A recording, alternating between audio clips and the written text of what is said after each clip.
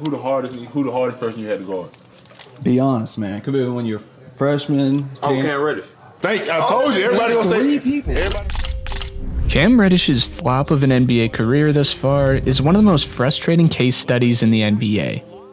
Everyone who's played against Cam seemingly knows that he's one of the coldest players in the NBA from a talent perspective. To this day, I think the best player in that class was Cam Reddish. Now in just his 5th season in the NBA, he already has his back to the wall.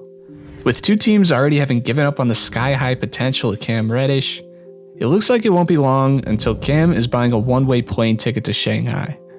With all the talent in the world to be a perfect NBA wing in 2024, why is Cam Reddish little more than an underachiever? Subscribe. Cam Reddish was no stranger to the spotlight. Growing up in Norristown, Pennsylvania, you don't see many stars begin to shine. When you're a 6'2" 8th grader running points on your varsity team and going viral on the internet, that town will start to look a little brighter. Cam checked all the boxes. He was a tall guard who still wasn't done growing or anywhere close, really, who could cook you off the bounce, create for himself, spot up, or find someone else. He really could do it all as a kid playing for Haverford High School. But the problem was, they just couldn't do it for him. As after his freshman season, he would transfer to Westtown to play alongside NBA player Mo Bamba. And if you watched my Mo Bamba video, you know just how scary he was defensively. But that also left a hole for a scoring punch that Cam Reddish filled and then some. As Reddish would stretch out from 6'2" to 6'7" over the next 3 years, he quickly blossomed into an all-around gem of a backcourt player. As social media helped grow this guy's name, there was really not much to dislike about him.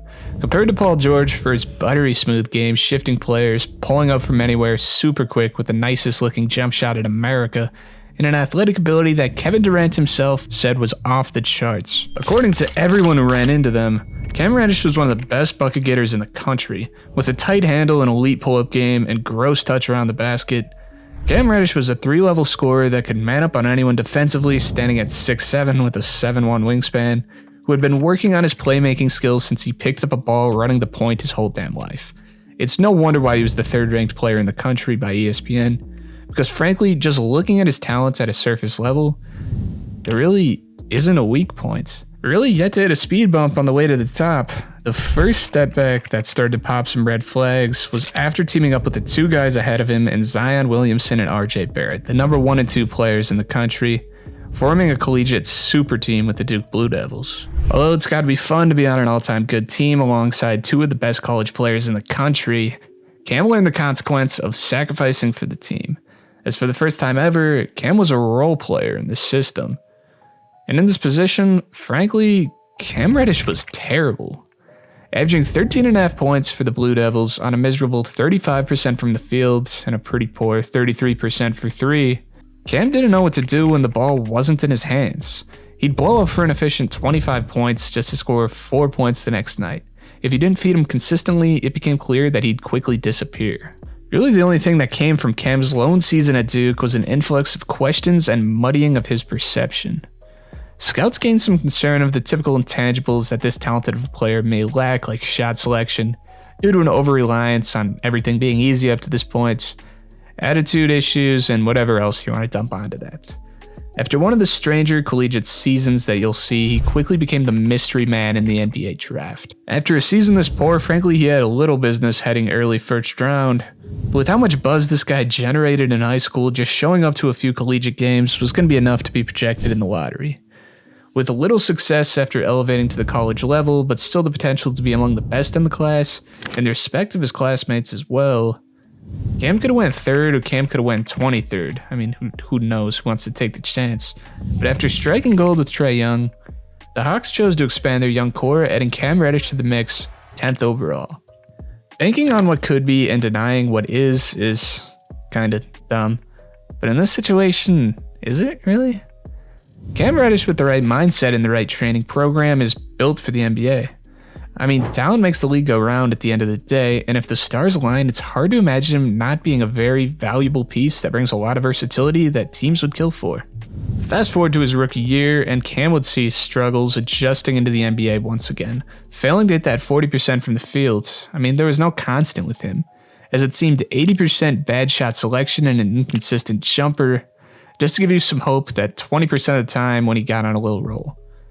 It wasn't much to see if you tuned into the Hawks games expecting to see the Balls Life legend show out, and numerous injuries throughout the season slowing him down here and there were icing on the shitty cake. Putting up 10 a game on 38% shooting, the growing pains were right in your face. After playing 26 games in the following season and shooting a sucktacular 36% from the field, Cam Reddish was out of Atlanta in just 2 years, who quickly had no time for the project of project players that is Cam Reddish. After 2 years into the nightmare of a career that it was so far, Cam Reddish went on to say that he still feels like he's on track to be a star in this league. But after failing to play more than 60 games due to injury plaguing him on the floor, a lack of any technical improvement whatsoever, Cam Reddish was given up on by his second team in just his third year in the league, being traded to Portland partway through the 2023 season. This is usually where you'll see a few more teams take a chance on a guy like him, cut him most of the time, and pretty damn soon he'll be across an ocean.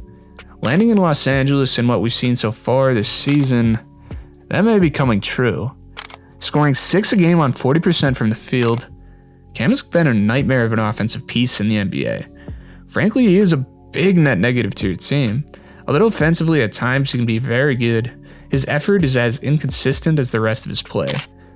But his offense is one of the most frustrating sights to see in the game. Out of all players playing over 20 minutes, coming in dead last for passes made, Cam Reddish is the ultimate black hole right now. He can complain about not being in the right position to succeed on his path to being a star, but if you're not willing to play like a role player on your way there, you're going to flop before you succeed at anything. Being a below average player shooting leaning threes just makes you the most aesthetically pleasing 32% three-point shooter in the league. So much for the hot hand everyone thought that he would be. Cam Reddish is really a coach's nightmare, since every tool he needs he has and then some, except his own mind playing against him. Really at this point, I don't think that it's going to be possible for Cam to bounce back into being a valuable piece, since he's not willing to take on that role as a 3-and-D guy without forcing himself into the spotlight and destroying his team and his own success in the process. Cam's time is running out quickly, and I don't know if we'll be seeing a turnaround at this point, because that's not exactly the normal progression. Maybe you can take a couple notes from Dante Exum, who's putting together the biggest bounce back season in the league this year. Check out that video here if you missed it, and I'll see you guys in the next one. Peace out.